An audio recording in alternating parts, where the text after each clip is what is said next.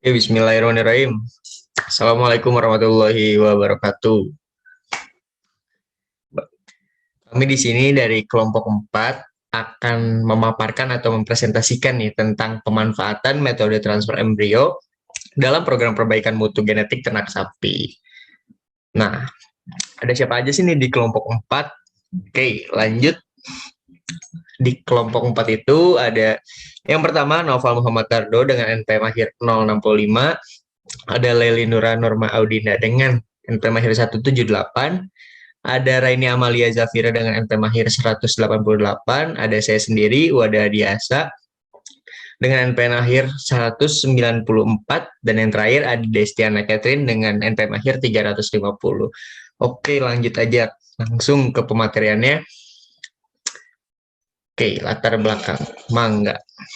Oke, suara saya terdengar jelas ya? Sangat jelas.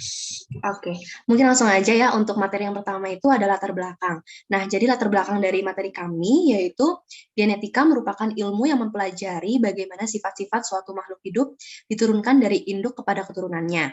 Sebagian besar dari sifat yang dimiliki oleh suatu makhluk hidup dikendalikan oleh gen-gen yang berada di dalam inti sel atau nukleus, dan pola penurunannya dipelajari dalam genetika Mendel. Prinsip dasar dari pola penurunan Mendel ini adalah bahwa suatu sifat yang diturunkan kepada keturunannya, separuh atau 50% berasal dari induk jantan dan separuhnya atau 50%-nya itu berasal dari induk betina. Mungkin boleh di next?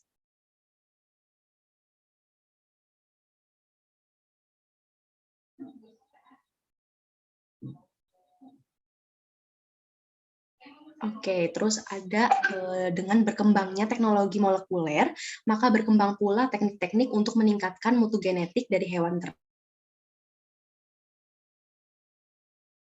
Ini telah diterapkan berbagai metode peningkatan potensi ternak sapi melalui perbaikan mutu dan juga kapasitas genetiknya.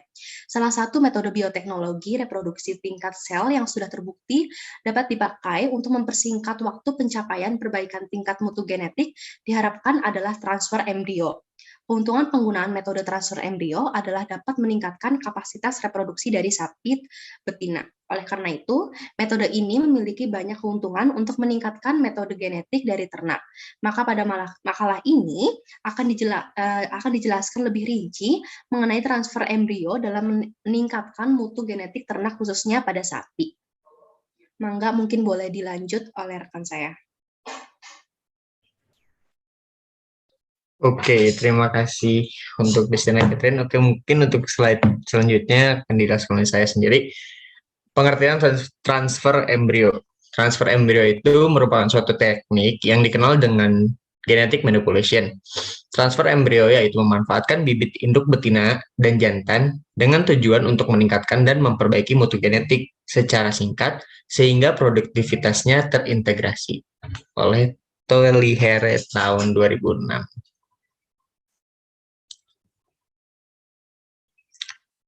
Nah, metodenya tuh ada dua nih, metode reproduksi dalam pelaksanaan transfer embrio pada ternak tuh yang pertama ada tahapan utama dalam transfer embrio, dan yang kedua tuh ada metode transfer embrio.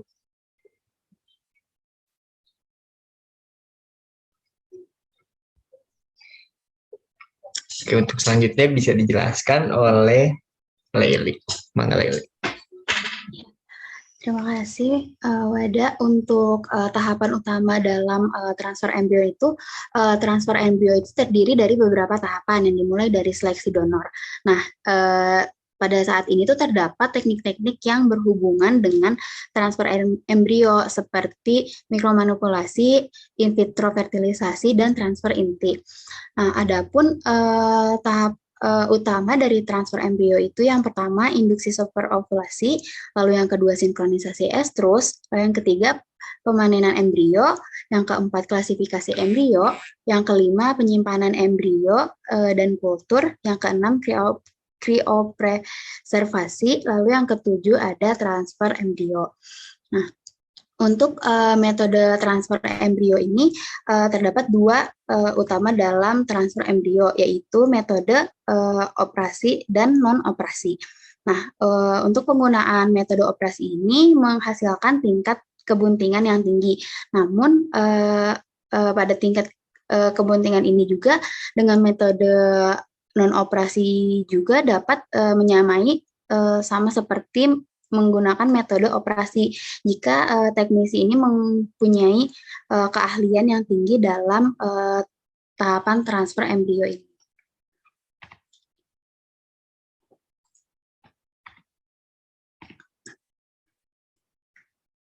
Iya, dilanjut dengan rekan saya. Oke, terima kasih untuk Leli. Selanjutnya ada metode transfer embrio yang akan dijelaskan oleh Reni Zafira. Bangga Reni.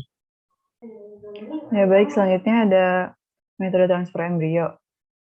Boleh di next?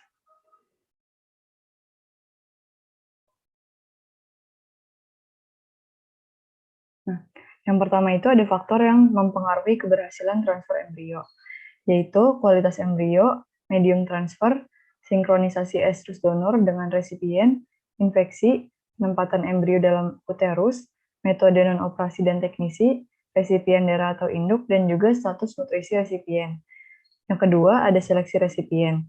Resipien yang dimaksud ini adalah resipien yang masih muda dan terbebas dari penyakit dengan tingkat fertilitas yang tinggi dan mempunyai sifat keibuan yang baik juga, serta mempunyai pertumbuhan yang baik dan mudah dalam melahirkan anak. Yang ketiga, ada manajemen kesehatan resipien. Kesehatan kondisi reproduksi resipien harus diuji pada saat seleksi. Deteksi yang dilakukan terutama terhadap abnormalitas saluran reproduksi, kondisi kebuntingan, dan kesehatan ternak. Yang keempat, ada sinkronisasi dan deteksi estrus.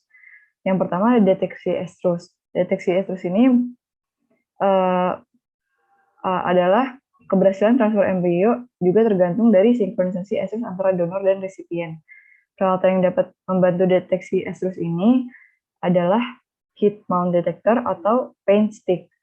Ciri-ciri lain yang menandakan estrus adalah turunnya selera makan, penurunan produksi susu secara tajam, perubahan tingkah laku, gelisah, dan keluarnya lendir bening dari vagina. Yang kedua ada sinkronisasi estrus resipien. Cara yang paling umum dilakukan untuk sinkronisasi estrus adalah dengan injeksi PGF2-alpha atau analognya estrumat. Yang kelima ada persiapan dan prosedur transfer. Persiapan dan prosedur transfer ini memiliki peralatan seperti transfer gun, yaitu plastic sheets, outer sheets, gunting, plastic straw, straw cutter, disposable syringe, cervix expander obat, dan juga kertas atau tisu yang dibasahi dengan disinfektan. Selanjutnya akan dijelaskan oleh rekan saya. Oke, terima kasih untuk ini. Selanjutnya di tahapan and transfer embrio dijelaskan oleh Nova. Bangga Nova. Oke, baik. Selanjutnya adalah tahapan dari transfer embrio. Oke, boleh di next. Nah, pada tahapan transfer embrio ini ada pengelolaan donor, di mana dalam pemilihan dan penentuan seekor ternak untuk dijadikan donor haruslah memiliki beberapa kriteria seleksi. Nilai seekor donor akan tergantung dan sesuai dengan konsep seleksi donor dari suatu sistem baku penilaian yang berbeda. Kemampuan untuk menurunkan sifat-sifat yang diinginkan pada ternak merupakan pertimbangan atau kriteria yang terpenting. Akan pertimbangan atau kriteria yang terpenting sampai saat ini, TE secara ekonomis hanya layak untuk sapi bibit unggul. Meskipun biaya pelaksanaan telah tereduksi secara nyata dengan adanya kemajuan-kemajuan dalam beberapa metode transfer embrio seperti teknik pemanenan dan pemindahan embrio tanpa bedah, angka kebuntingan yang naik dalam teknik pengelolaan embrio beku. Saat ini, bibit unggul yang elit dan top 10% dari populasi secara ekonomis dapat dijadikan sebagai donor. Untuk mendapat donor yang terbaik, digunakan konsep seleksi yang didasarkan pada 4 kriteria pokok yang normatif, yaitu yang pertama memiliki genetik unggul, yang kedua memiliki kemampuan reproduksi, yang ketiga pemasaran keturunannya memiliki nilai pasar, dan yang keempat fenotip. Nah, selanjutnya ada pun metode pelaksanaannya. Dari awal diperkenalkannya transfer embrio sampai program ini menjadi program rutin saat ini, ada 2 macam metode pemindahan embrio. Yang pertama adalah metode pembedahan legoklapar dan yang kedua metode tanpa pembedahan. Nah, pada metode pembedahan legoklapar ini resipien masukkan ke kandang jepit jika resipien tenang dan di kandangnya sendiri. Lakukan palpasi rektal untuk menentukan letak korpus luteum dan bagian ipsilateral lung. Daerah ipsilateral lung adalah daerah lung yang paling dekat dengan letak korpus luteum. Sedangkan yang dimaksud daerah lung atau legoklapar yaitu daerah ventral lumbal dan di antara tulang rusuk terakhir dan tuber coxae. Untuk yang kedua, metode tanpa pembedahan. Pelaksanaan pemindahan embrio tanpa bedah ini mirip dengan pelaksanaan inseminasi buatan.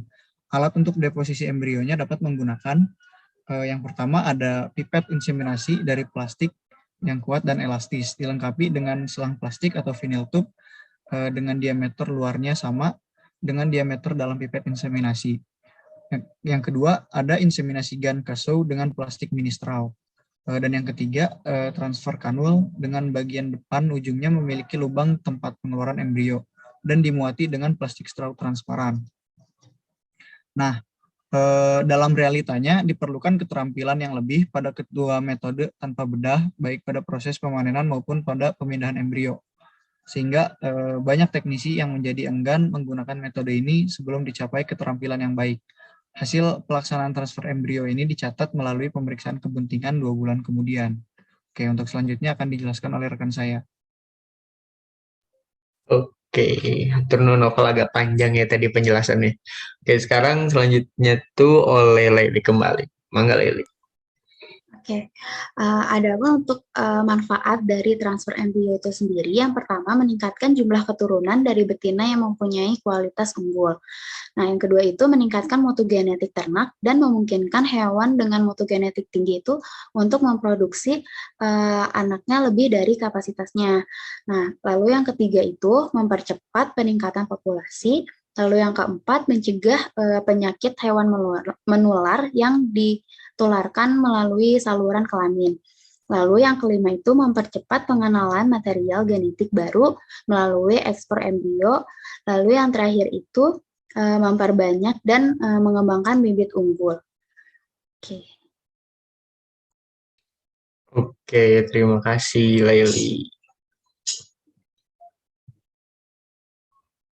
Iya, untuk daftar pustakanya bisa dibaca karena banyak ya daftar pustakanya, dan bisa baca sendiri. Oke, lanjut. Ya, terima kasih. Ya, mungkin sekian presentasi dari kelompok 4. Nantinya kalau misalnya ada yang ingin bertanya, boleh nih langsung komen aja di nanti link YouTube yang bakal kita kasih. Wah. Ya, sekian dari kelompok 4.